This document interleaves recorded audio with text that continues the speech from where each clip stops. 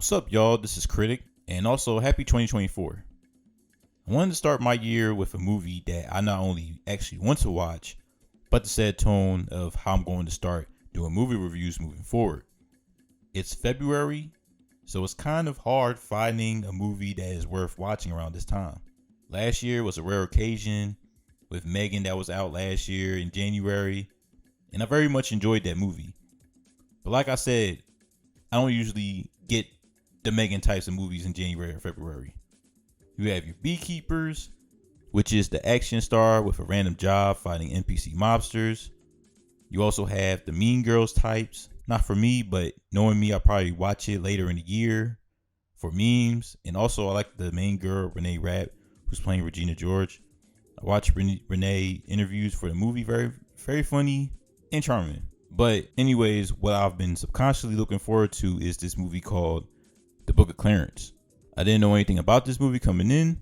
All I knew about this movie was that this movie involves around Jesus. Jay-Z is producing the movie. RJ Cyler, aka Blue Ranger, and Lakeith Stanfield were starring in this movie.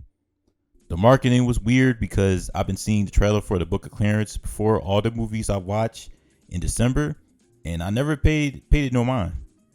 I was just like, oh, there go this movie Jay-Z is doing involving Jesus and Lakeith Stanfield is in it. That's just about it. But I knew in my mind at some point when The Book of Clarence releases, I would definitely watch it. I saw this movie in an early screening 2 weeks before the movie was released in one of those AMC Unseen movies they were having. And on that day, I was very much looking forward to The Book of Clarence and ended up watching it. Now, after everything I just said about this movie, The Book of Clarence, I will say that I very much enjoyed this movie. More than I thought I would. The best way I could describe The Book of Clarence is that it's a 2-hour long episode of the Boondocks. Now, if you don't know anything about The Book of Clarence, let me tell you. The Book of Clarence takes place in AD 33 in Jerusalem. We follow this man named Clarence, who's played by Lakeith Stanfield, and his friend Elijah, played by RJ Cyler, losing money in the Charlotte race. This causes them trouble, so they're trying to find a way to make money. Clarence decides that since everyone is capitalizing on the rise of Jesus Christ, that he should act like one of those messiahs so him and his friend Elijah can pay back the money to the loners that they owe money to.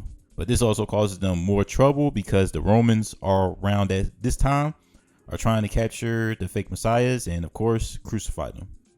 Now, one of the highlights of The Book of Clarence is Clarence himself. Without giving anything away, as a character, I thought Clarence was solidly written. Started out as a man that was lost. People didn't take him seriously, and throughout the movie, you realize he don't even believe in miracles or anything without any logic to it. Clarence is an everyman that was pushed to the side and never had his moment that people will remember Clarence for. Thomas is a twin brother Clarence had, and he doesn't take him seriously either. He gets his sweater taken by these bad kids around his neighborhood, and they don't take him seriously. And people around Clarence's neighborhood know that he and Elijah are potheads. So as the movie is getting closer to the end, he went from this pothead that was nobody, that nobody took seriously, to an individual that really wanted to find his purpose in life. The story was really enjoyable, like I said before. I like the setting of AD 33 in Jerusalem. Didn't really change the mindset of a modern day person. You still have your potheads. The Romans were basically the police, and everybody just acted like modern. Usually in movies, especially movies involving or anything AD related, the director would have actors speaking Old English, but Jimmy Samuel, who's the director of this movie, said just talk the way you usually talk. Speaking of Jimmy Samuel, I thought his direction of the movie was really well done. It reminded me of a Quentin Tarantino film, the way Samuel would zoom in the camera when he's filming a chase scene, how he transitions into the next scene like the Ten Commandments, and the way he uses music in his scenes, amazing. The opening of the movie, they would show Clarence, Elijah, and the guy from Stranger Things traveling across town, and while it's happening, you see credits of who's doing what in the movie, and they had this song called Jazoo playing for Kodak Black, Doja Cat, and I don't want to mess up this name, but Diknuo Gold in the song. Hope I'm saying it right. Samuel was able to set a tone to where you know what you're getting from this movie, which is a satire, comedy, subtle messages of the modern day using the story of the crucifixion. Also, I was listening to one of the spaces on Twitter Jameis was in, and he mentioned that this movie was about how everyone has a walk on water moment. Pregnancy, opportunity, and being able to breathe every day is a walk on water moment. So without spoiling it, I believe that saying holds true to the movie. I thought the cast was great, and I was surprised how many people were in this movie. You would have Anna Diop, who played Starfire in the Titan series, Tiana Taylor, who's coming into her own as an actress, Lover in 1001, Omar Sy, David Olayo, Alfre Woodard, Caleb McLaurin, Stranger Things kid, James McAvoy, and they even got Lamar from BMF in this. So each of these actors have their own moments that stand out in the movie, and there was a not performance I didn't like. I will say there was 2 problems I did have with the movie though. The soundtrack to the Book of Clarence is really good. Obviously, Jay-Z produced this, so it was going to be good.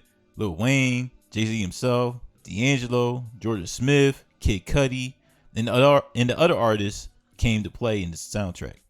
Having said that, it does overbear the scenes that I'm watching, and it could take away from the movie sometimes. Also, there was a certain plot point that could be tightened up a little bit, involving something that I can't give away, but just know it does go back to the main plot, but drags a little bit throughout the movie. Other than that, I thought the movie was entertaining. I am curious how religious people will react to this movie because James Samuel does his own little spin to it, like how every other filmmaker would when it comes to basing the movie off the Bible. It's fun. I wouldn't go out to the movies and pay $14 for it, but if the Book of Clarence was on Netflix, I would definitely watch it immediately. So yeah, that's my review for the Book of Clarence, and I definitely recommend you checking it out. Before I go, make sure to like, subscribe to the channel, go into the comment section and tell me what your thoughts on the movie, if you watched it or if you plan on watching it, let me know. Also hit that notification bell to be the first to see my new content. All right, y'all.